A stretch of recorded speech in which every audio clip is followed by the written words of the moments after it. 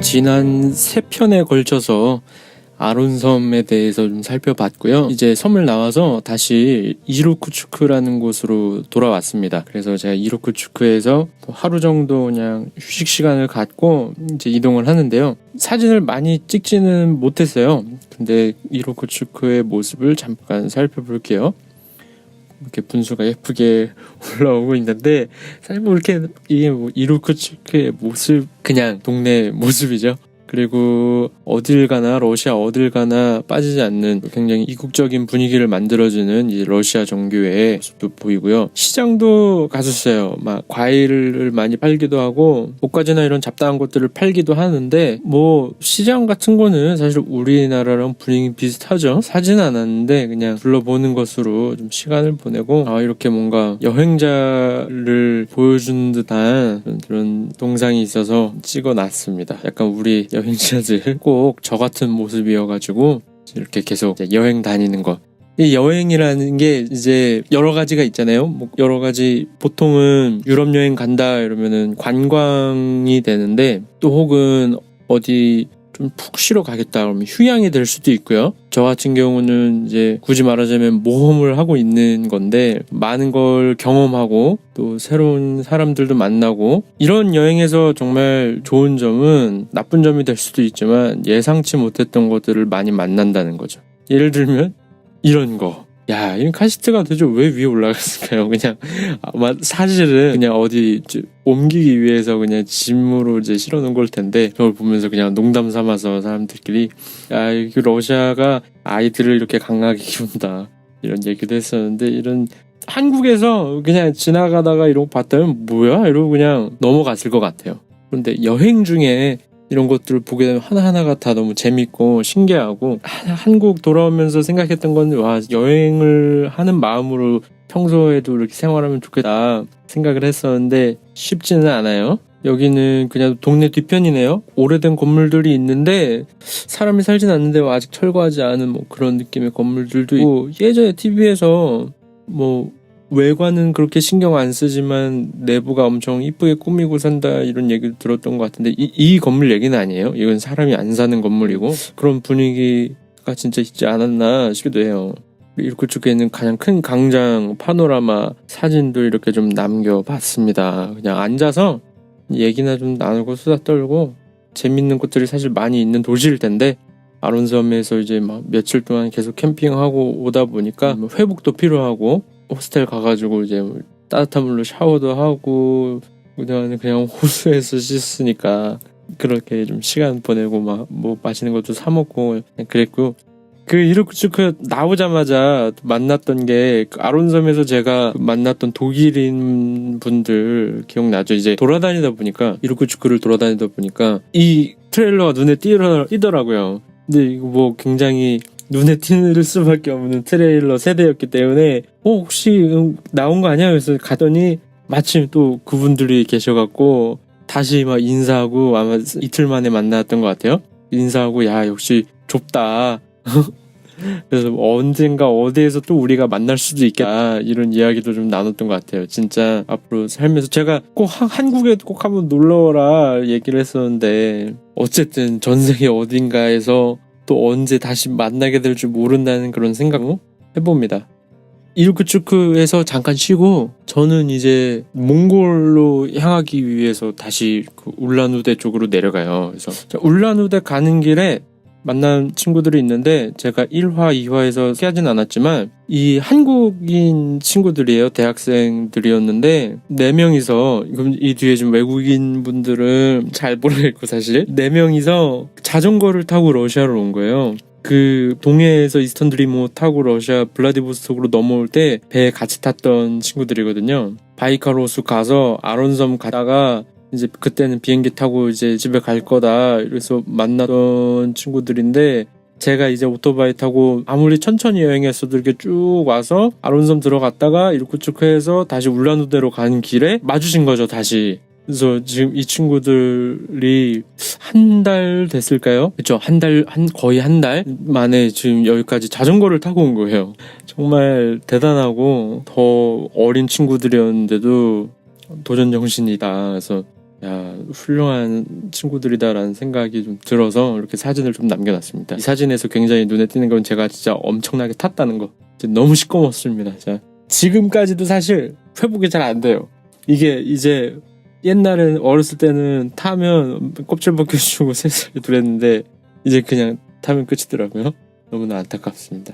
이 대학생 친구들도 연락처를 주고받곤 하진 못했는데 언젠가 같이 한국 사는 사람들이니까 언젠가 어디서 만나지 않을까라는 기대도 한번 가져봅니다. 울란우대에 와서 또 호스텔 가더니 이제는 혼자잖아요. 그래서 호스텔 방을 달라고 했는데 이렇게 다른 친구가 있는 방을 줬어요. 그래서 굉장히 우연한 기회에 이 러시아 친구를 만나게 된 거죠. 1대1로. 다행히 이 친구가 영어를 잘해서, 사실 저보다 영어를 너무 잘해서 영어로 말하는 것도 너무 힘들었지만 어쨌든 의사소통이 됐어요. 그래서 밤에 이렇게 호스텔 방에서 같이 시간을 지내니까 이야기도 많이 하고 이 친구랑 이런저런 이야기 많이 했어요. 그래서 이 친구는 또 대단한 게 원래는 상크페테르부르크라는 도시에 사는 친구래요. 모스크바보다 더 위에 있어요. 거의 이제 유럽 가까이에 있는 곳인데 거기서부터 오로지 히치하이킹만 해서 여기까지 여행을 왔더라고요. 사실 여기까지 온 게 아니라 제가 지나왔던 러시아 이제 동부, 그리고 거기서도 차가 다니기 어려울 정도의 어떤 저런 오지까지도 막 여행 가서 그런 얘기도 했던 것 같아요. 이제 사냥꾼이 사냥을 해와서 즉석에서 막 모닥불 피워서 요리도 해먹고 그런 굉장히 와일드한 경험을 했다, 이런 이야기도 해줬던 걸로 제가 기억하는데, 그렇게 지금 여행을 하고 있는 친구였어요. 이미 한 달인가 좀 여행을 하고 있었고 언제 끝날지 모르겠다. 좀 인스타그램으로 소식 주고받고 이번에도 이 영상을 만들기 위해서 연락을 했었는데, 물론 지금은 이제 여행 끝나고 이런저런 생활을 하면서 지내는 것 같지만 진짜 뭔가 자유로운 영혼이다, 도전 정신이 있는 친구구나. 그래서 이 밤에 이야기 나누면서 저도 이것저것 많은 것들을 배웠습니다. 이렇게 연락되고 있는 친구들은 정말 또 다시 만나고 싶어요. 기회가 된다면. 좋은 시간이었고, 아까 자전거 타고 여행하는 친구들이나 이렇게 히치하이킹 하는 친구들이나, 저도 오토바이 타고 이렇게 해외를 나가서 많은 사람들이 야 대단하다느니 미쳤다느니 이런 이야기를 많이 했지만, 사실 여행하다 보면 더 미친 사람들, 더 대단한 사람들을 많이 만났고, 그래서 정말 큰 자극이 되고 저에게도 동기부여가 되고, 지금 한국에 와서 생활하면서도 매번 근데 나태해지고 게을러져요, 저 스스로가. 근데 이렇게 여행 이야기들을 좀 되돌아보면서 다시 정신 차리고 하는 계기가 되는 것 같아요. 그 친구가, 러시아 친구가 소개해줬던 그 음식을 먹었어요. 그 다음날. 이게 뭐였죠? 영수증인데 이름이 안 보인다. 만두죠, 그렇죠? 약간 이 울란우데 지역은 이제 러시아지만 그 외모가 서양인이 아니라 굉장히 한국인이랑 굉장히 닮은 비슷하게 생기신 분들이 이렇게 살아요. 그래서 음식도 약간 좀 이런 동양적인 것 같아요. 만두라든가 이런 좀 중국 음식 같은 것들 좀 꽤 있었고, 이 만두를 굉장히 추천을 해줘서 제가 먹고 아침에 출발을 했습니다. 이제 울란우데로 지났고요. 몽골을 향해서 갑니다. 몽골을 향해서 가는데 때마침 비가 오더라고요. 그래서 이제 울란우데에서 몽골로 가는 길이에요. 이제 여기부터는 국경이 있는 길이니까 그렇게 통행이 막 많지는 않죠. 그래서 이렇게 가고 있고, 이렇게 가다 보면은 또 검문소가 있어요. 그래서 이렇게 세우더라고요. 그래서 여권 보여주고, 몽골 갈 거냐? 몽골 갈 거다. 그래, 고생해라. 이렇게 하고 이제 지나가고 하고, 지금 여기가 이제 러시아에서 몽골을 넘어가는 국경입니다. 바깥에서 찍었고요.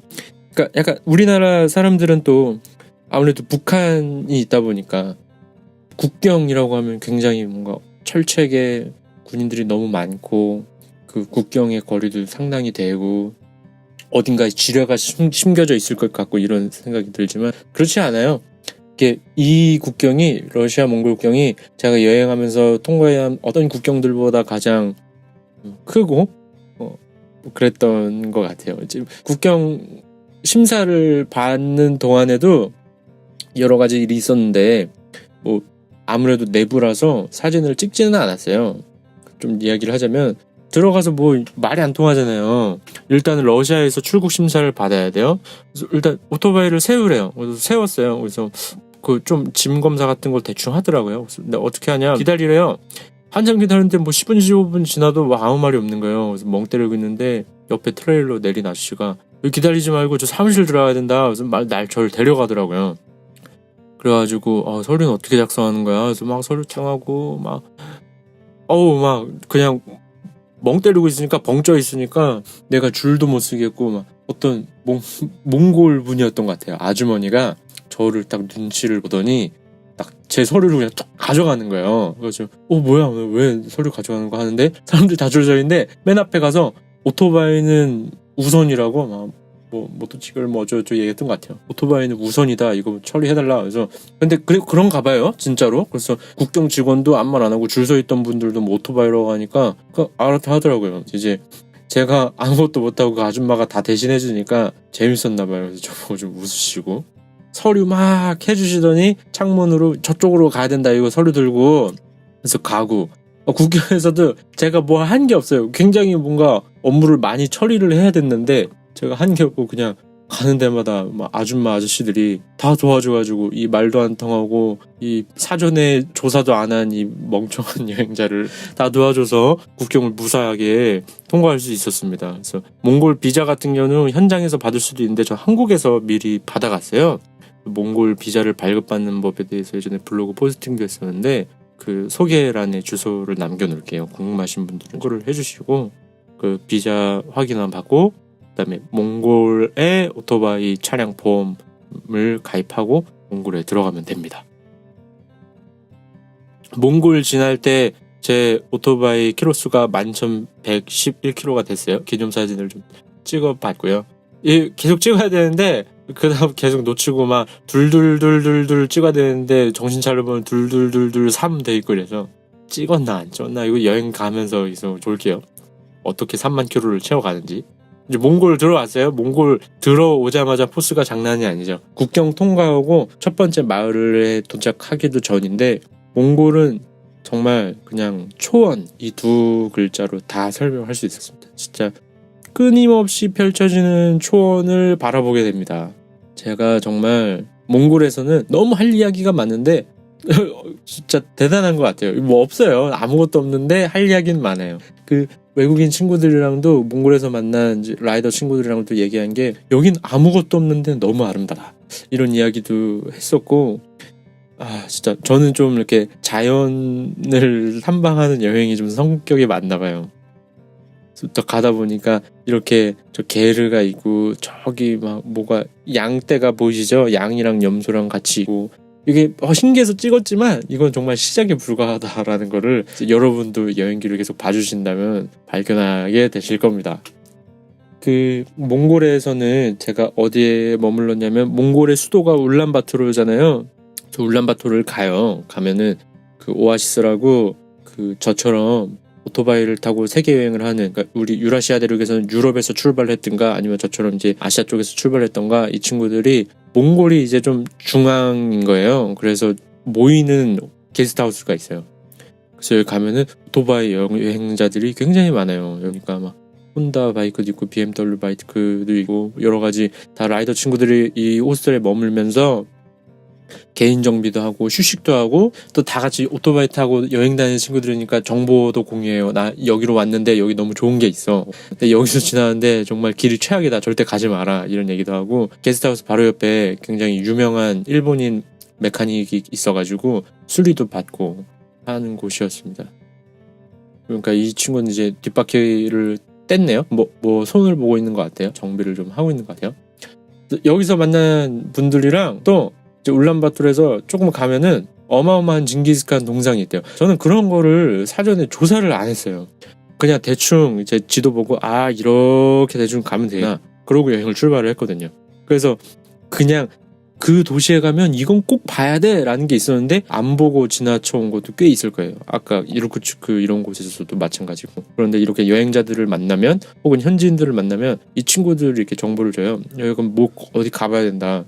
근데 간다고 하길래 같이 갔어요. 이렇게 가면은 이게 지금 사람이 아니죠. 동상이 서 있는 거고 저 뒤에 게르가 보이고 어마어마하게 큰 징기스칸 동상이 있어요. 진짜 어마어마하게 큰. 조금 있다가 사진을 보면 얼마나 큰지 실감하실 거예요, 여러분.